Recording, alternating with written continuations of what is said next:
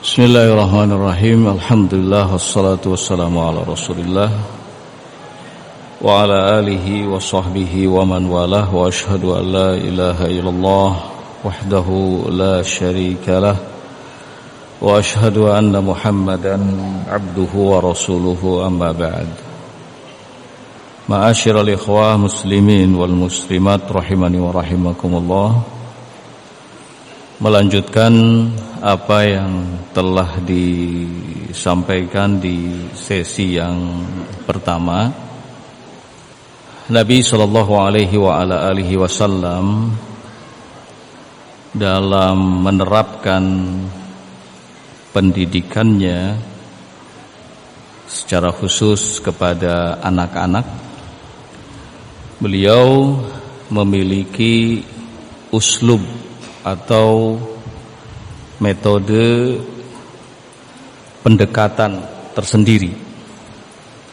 Di antaranya yang pertama, beliau sallallahu alaihi wa ala alihi wasallam mengkombinasikan antara ketegasan al-hazmu dengan kasih sayang atau kelembutan, rahmah. Dua-duanya ditempuh.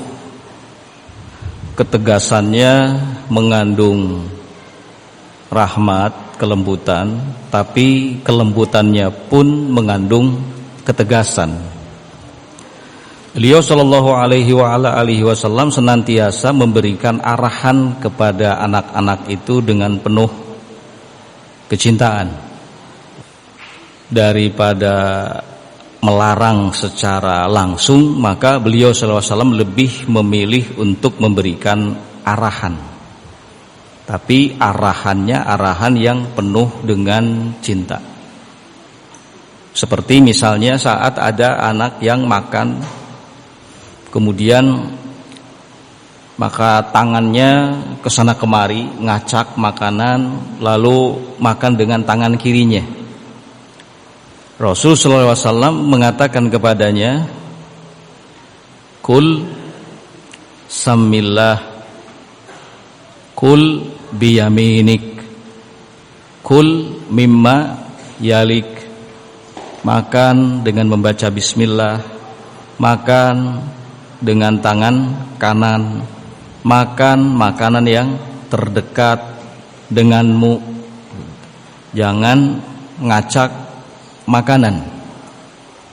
Ini kan sebenarnya melarang gitu ya, untuk anak itu makan dengan tangan kiri. Tetapi beliau sallallahu alaihi wa ala alihi wasallam menyampaikan larangan itu dalam bentuk apa? Arahan. Dan itu tentu saja jauh lebih diterima. Dan beliau sallallahu alaihi wa ala alihi wasallam juga memberikan semacam dorongan atau support supaya si anak itu memperbaiki kesalahannya tanpa merendahkannya, tanpa menjatuhkan pribadinya. Rasul sallallahu alaihi wasallam kasih kesempatan supaya anak itu memperbaiki apa? Kesalahannya. Supaya anak itu melakukan resolusi begitu. Melakukan hal yang positif untuk memperbaiki diri. Ini metode yang ditempuh oleh beliau sallallahu alaihi wa ala alihi wasallam. Tidak menyalahkan ketika anak salah secara langsung, disertai dengan menjatuhkan pribadinya, tidak merendahkannya, tapi lebih cenderung disupport untuk memperbaiki apa? Kesalahannya. Kemudian yang kedua yang dilakukan oleh beliau sallallahu alaihi wa ala alihi wasallam dalam metode pendidikannya adalah membuat semacam aturan begitu. Seperti misalnya soal aturan sholat, terkait dengan sholat, kemudian juga terkait dengan menghormati orang lain, menunaikan hal-hal yang wajib, dan perkara-perkara yang lainnya. Nah, ini butuh untuk kita contoh, butuh untuk kita terapkan dalam kita mendidik anak-anak kita. Kita buat semacam aturan supaya si anak itu terbiasa dengan aturan tersebut, supaya anak itu disiplin, tahu apa yang harus dilakukannya dari waktu ke waktu, dari jam ke jam. Kemudian juga perhatian untuk senantiasa menunaikan apa yang menjadi tugas dan kewajibannya, entah itu di rumahnya atau tugas-tugas sekolahnya yang diberikan kepadanya.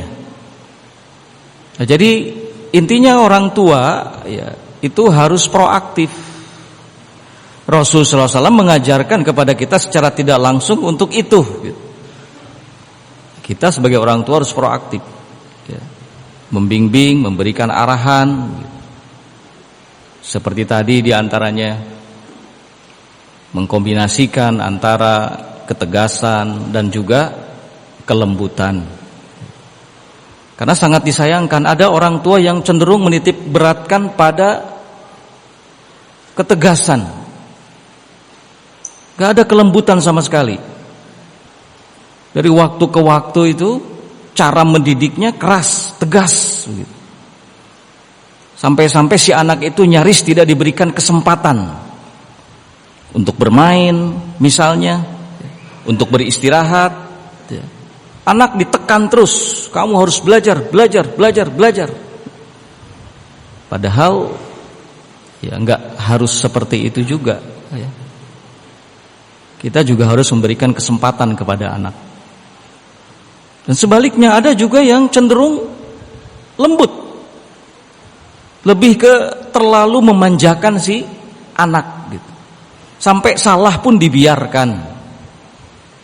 Sampai ketika melakukan kekeliruan tidak diberi arahan gitu. Tapi dibiarkan saja. Kasihan kalau anak diperlakukan seperti itu, nanti tidak punya mental yang kuat ke depan ketika dia sudah dewasa. Gak bisa menerima kesalahan gitu. Maka harus dikombinasikan antara ketegasan dengan kelembutan. Kemudian juga buat aturan yang jelas untuk anak-anak. Waktu belajar, waktu bermain, waktu tidur, waktu sholat harus sholat, waktunya murojaah harus murojaah. Dibikin aturan supaya tertib dia, supaya tanggung jawab gitu, supaya terus sadar, oh jam segini saya harus begini, jam segini saya harus begini. Rasulullah SAW memberikan pendekatan dengan membuat aturan dalam mendidik anak-anak. Kemudian berikutnya yang ketiga, menjadi contoh. Beliau sallallahu alaihi wasallam menjadi contoh untuk anak-anak. Maka kita para orang tua juga harus menjadi contoh yang baik tentunya untuk mereka. Dalam banyak kesempatan Rasul sallallahu alaihi wasallam kan selalu memperlihatkan contoh yang baik gitu di hadapan anak-anak, seperti yang diceritakan oleh sahabat Anas misalnya.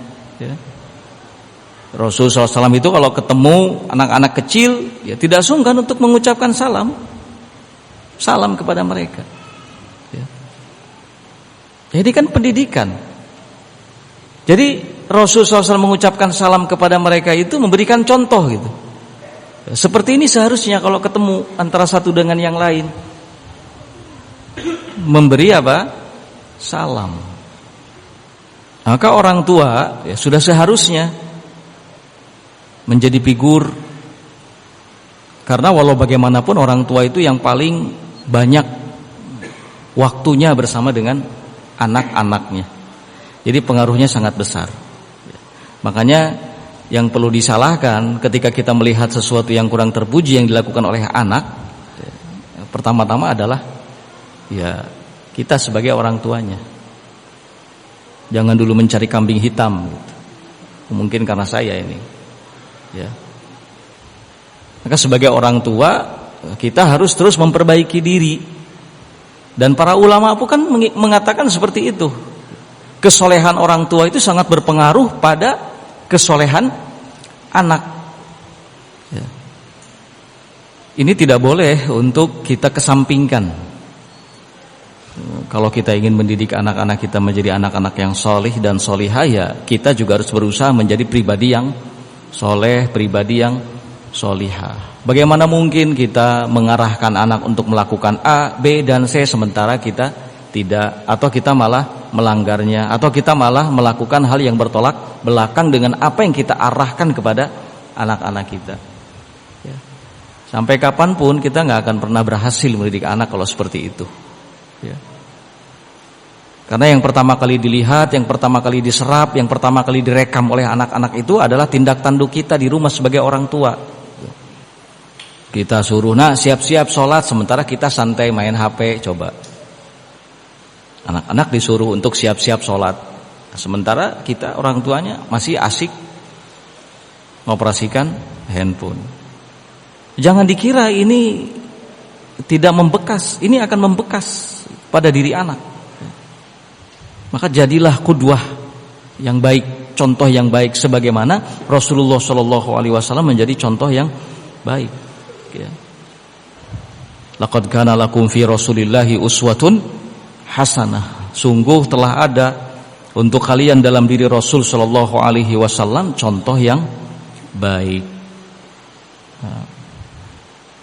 Kemudian berikutnya yang keempat adalah saat memberikan hukuman tetap disertai dengan memberikan support, dorongan, supaya si anak itu memahami kalau hukuman ini bukan menyiksanya, bukan dalam rangka menyengsarakannya, tetapi supaya dia menjadi lebih baik, begitu ya, untuk maslahatnya.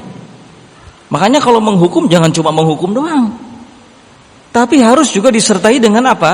Support. Kamu itu bagus, kamu tuh hebat, sayang kalau seperti ini. Kalau disertai dengan support, jadinya si anak ini tetap semangat begitu loh. Dia langsung memahami, oh ini semua untuk kebaikannya, ini semua untuk kemaslahatannya.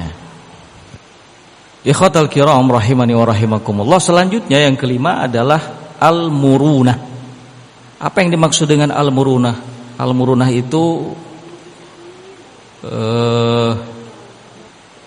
keleluasaan gitu, atau fleksibilitas ya, fleksibilitas terutama menyangkut hal-hal yang ringan, menyangkut hal-hal yang ringan. Artinya kita sebagai orang tua itu harus fleksibel menghadapi anak ya, dalam hal-hal yang ya sepele, dalam hal-hal yang ringan.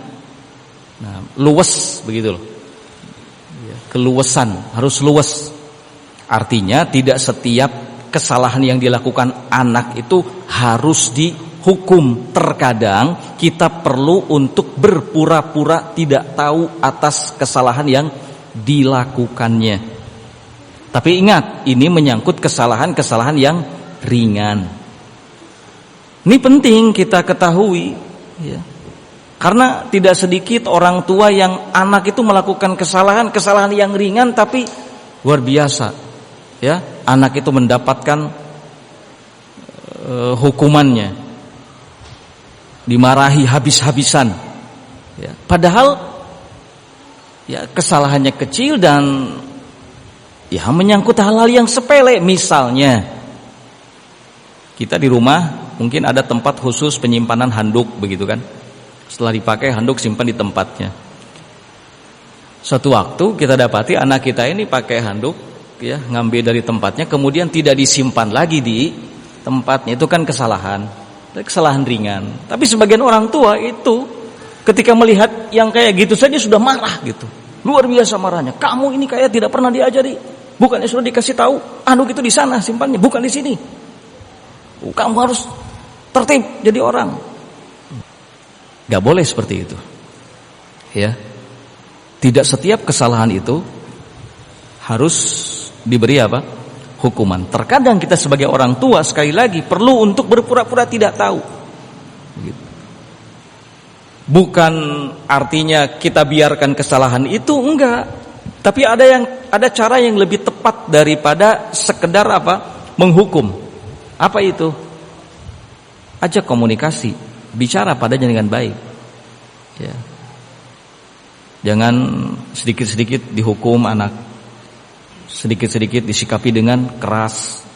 Lihat, kalau hal-hal yang sepele ya enggak harus begitulah. Ya. Anak misalnya, ya apalagi kalau anak misalnya menyebabkan gelas atau piring pecah padahal tidak disengaja. Hal-hal yang seperti itu kan nggak perlu kemudian kita emosi, kita marah. Ya. Jadi belajar luwes. Ada saatnya tadi tegas, ada saatnya menampakkan kasih sayang, mengkombinasikan keduanya. Dan mendidik anak kalau diwarnai dengan rasa cinta, kasih sayang, insya Allah itu jauh lebih berhasil daripada dengan tekanan-tekanan yang membuat si anak itu takut. Ya, hormat kepada orang tuanya bukan karena itu sebagai orang tuanya, tapi karena apa? Takut. Ini kan sangat berbahaya sekali.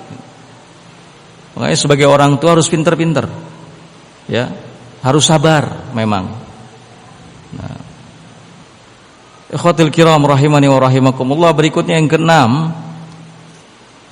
keenam ada istilah tasji'ul istiqlaliyah. Artinya memberikan keleluasaan, kebebasan kepada anak dalam hal-hal tertentu. Ya. Tentu saja tidak berarti silahkan mau lakukan yang haram atau mau melakukan maksiat, enggak seperti itu. Ya. Yang dimaksud di sini adalah memberikan kesempatan kepada si anak itu untuk bisa mengambil keputusan atau belajar mengambil keputusan. Pendidikan yang seperti ini sangat dibutuhkan ketika dia dewasa nanti, gitu. Dia sudah bisa mengambil keputusan, memilih apa yang diinginkan. Tidak bergantung, usia sudah dewasa tapi masih ketergantungannya begitu kuat kepada orang tuanya, gitu. Sampai untuk memutuskan sesuatu saja tidak bisa.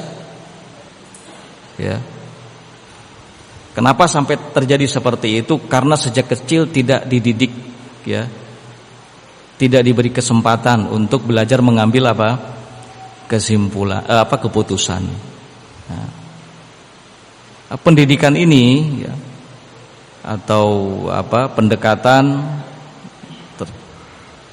yang berhubungan dengan pendidikan seperti ini, itu dampaknya atau asarnya sangat baik sekali, di mana si anak itu nanti akan memiliki rasa tanggung jawab. Ya. Dia bisa memperjuangkan apa yang menjadi pilihannya, gitu. Dia bisa memperjuangkan apa yang menjadi keputusannya. Jadi perlu, ya, memberikan kebebasan, keleluasaan, memberi kesempatan kepada anak. Contoh sederhana, ya, contoh sederhana misalnya kita ingin belikan pakaian untuk anak kita. Ajak, bawa anak kita, suruh milih sendiri mana yang kamu inginkan, mana yang cocok, yang sesuai dengan seleramu. Biarkan dia memilih. Jangan setiap kali kita mau ngasih anak itu pakaian misalnya kita belikan tanpa anak tahu, ini cocok ukuran sekian. Nih, jangan selalu seperti itu. Ya. Demikian juga makanan, misalnya kita ingin berikan makanan kepada anak-anak kita, jangan kemudian yang penting kita belikan sesuatu apalah, bawa pulang. Nih, ya. Sekali-kali perlu kita bawa anak untuk memilih apa yang dia inginkan. Apa yang dia inginkan? Biar dia milih sendiri. Kalau makanan-makanan apa, kalau pakaian-pakaian yang seperti apa, warnanya apa, mereknya apa, gitu. Itu yang akan lebih memberikan kepuasan pada dirinya ketimbang kita belikan tanpa dia tahu. Kita belikan gamis misalnya, begitu datang sampai ke rumah, anak ya kecewa karena kirain beli gamis yang mereknya ini, ternyata kok tanpa merek ini malah. Nah, metode pendidikan kepada anak yang seperti ini dibutuhkan ya. Tadi tujuan utamanya supaya memberi kesempatan kepada dia untuk apa? Mengambil keputusan. Coba kalau kita ajak misalnya untuk belanja, untuk lihat-lihat, itu kan pasti dia akan nunjuk, belajar mengambil keputusan. Saya pengen ini. Selama pakaian yang ditunjuknya itu pakaian yang tidak melanggar syar'i, yang bagus, yang baik, kenapa tidak? Kita sebagai orang tua harus selalu memberikan support. Yang terpenting tidak ada pelanggaran terhadap syar'i. Demikian juga dengan makanan. Nah, selain itu, ikhwatul kiram rahimani wa rahimakumullah, kita ajari mereka juga untuk mengatur waktu. Mengajari, memberikan pendidikan kepada anak untuk apa? Untuk bisa mengatur waktu. Jadi harus kita ingatkan terus gitu. Sekarang jam 7, waktunya apa? Sekolah misalnya. Sekarang sudah jam sekian, waktunya apa? Sekarang jam sekian, waktunya apa? Ini mengajarkan tadi tanggung jawab. Ya. Punya rasa tanggung jawab gitu. Dan ini dampaknya positif saat dia dewasa nanti. Gitu. Karena pendidikan, walau bagaimanapun kata Nabi Shallallahu Alaihi Wasallam, atau berdasarkan apa yang beliau ajarkan kepada kita adalah diterapkan kepada siapapun sejak usianya masih kecil, tidak menunggu dewasa. Ya.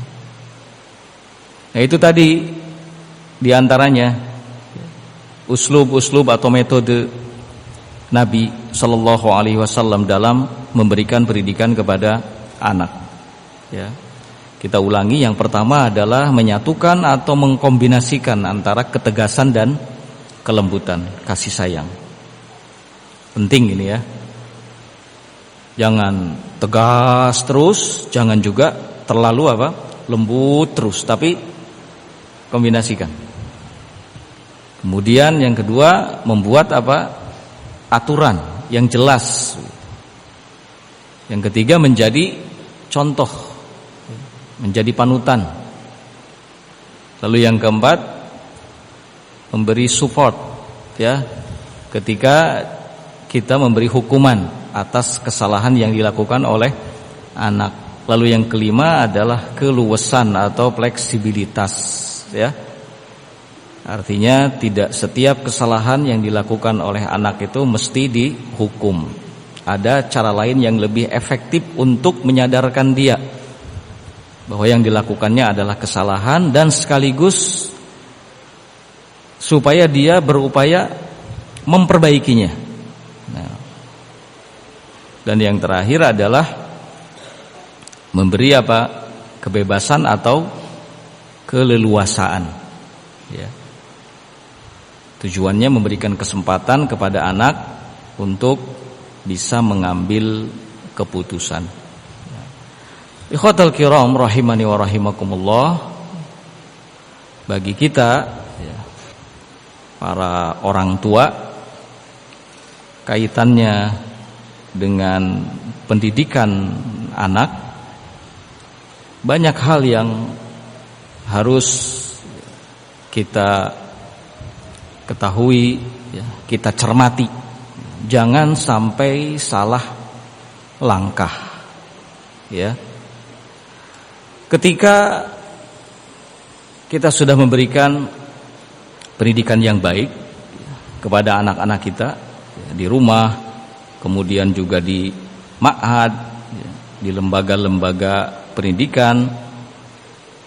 Kewajiban kita berikutnya adalah seiring dengan bertambahnya usia anak-anak kita harus menemukan potensi yang ada dalam dirinya.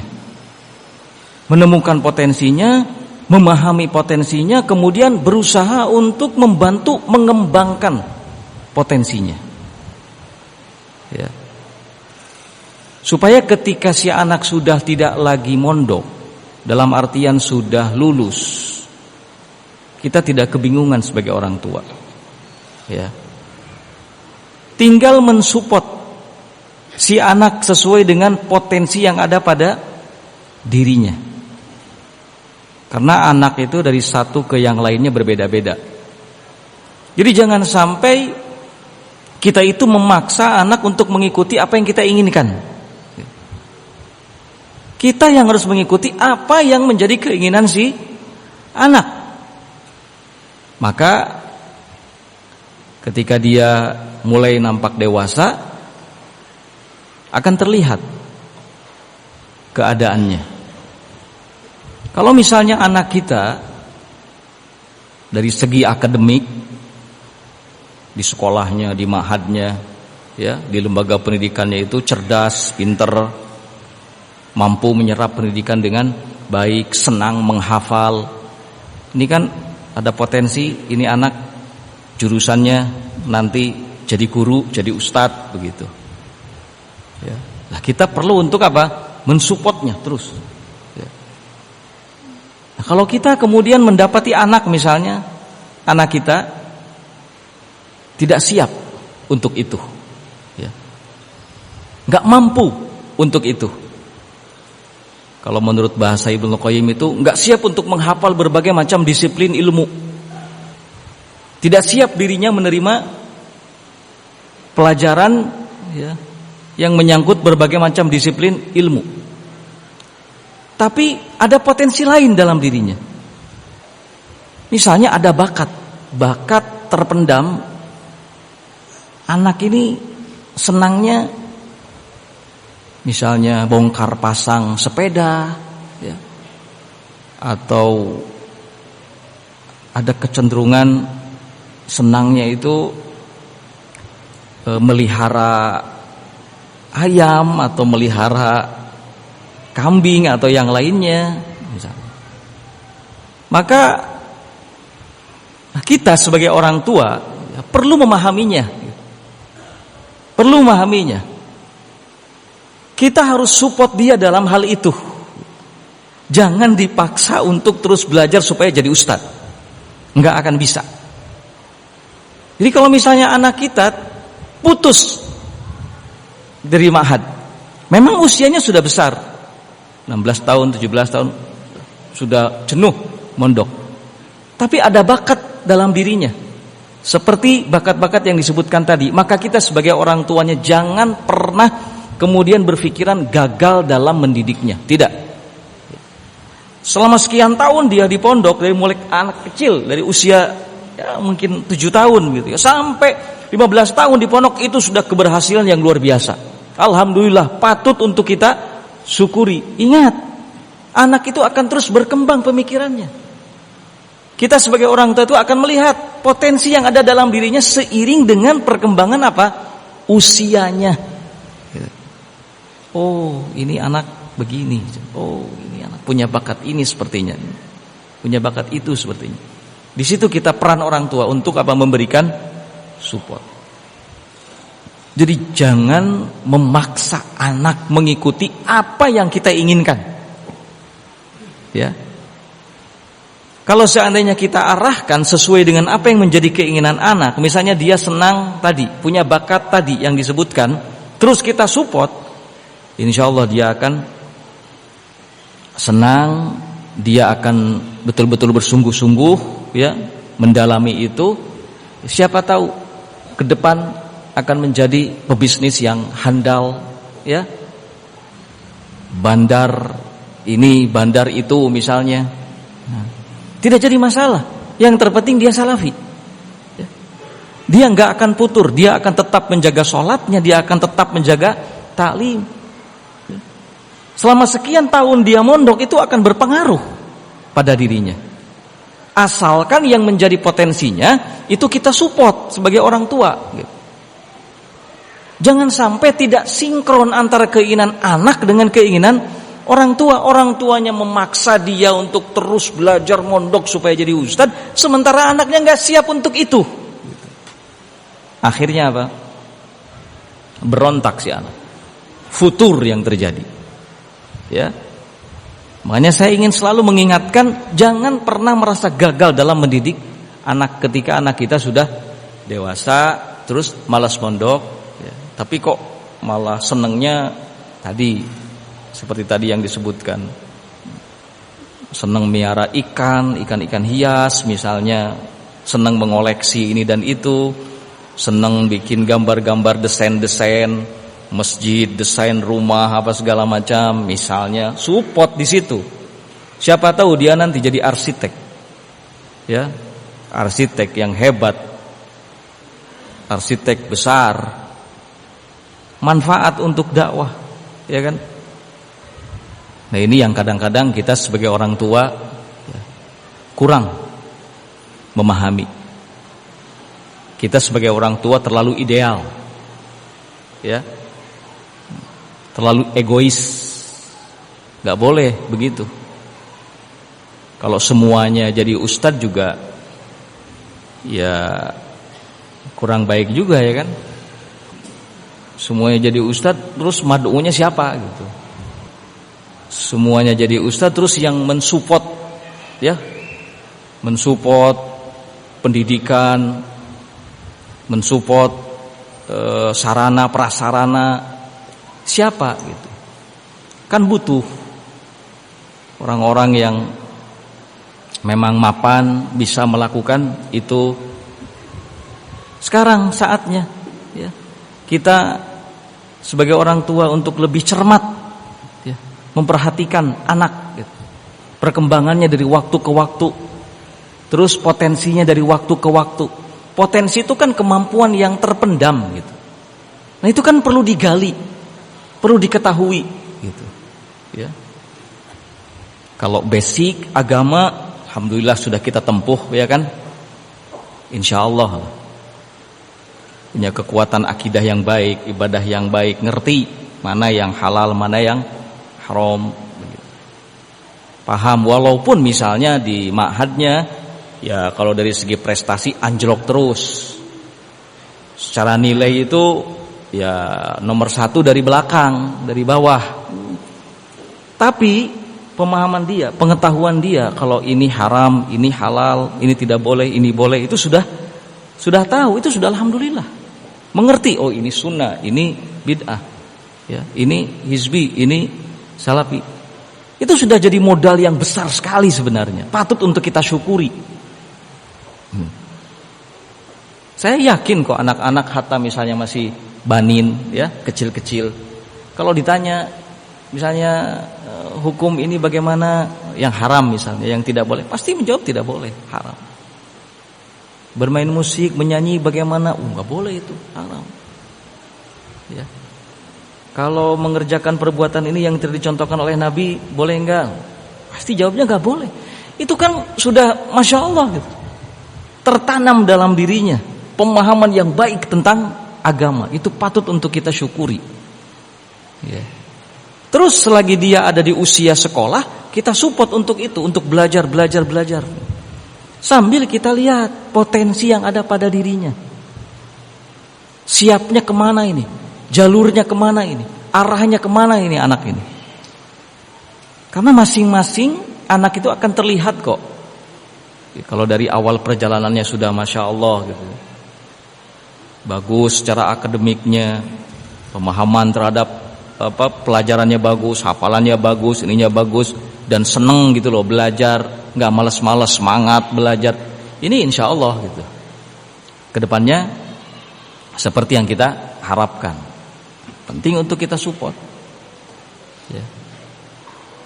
Nah, maka jangan sekali-kali egois ya sebagai orang tua. Insya Allah tidak ada yang gagal. Kalau sekedar anak tidak mau mondok lagi, tapi dia cenderung ingin mengembangkan bakatnya, nggak masalah. Justru kalau kita paksakan untuk terus mondok sampai jadi ustadz, futur dia. Ya. Karena dia nggak mampu untuk itu. Jadi kita sebagai orang tua harus sadar sampai di situ, gitu ya. Khawatul kiram rahimani wa rahimakumullah. Demikian yang bisa saya sampaikan di kesempatan ini, semoga bermanfaat. Ya. Wallahu taala a'lam bishawab. Subhanakallahumma bihamdik asyhadu an la ilaha illa anta wa astaghfiruka wa atubu ilaik. Walhamdulillahirabbil alamin. Wassalamualaikum warahmatullahi wabarakatuh.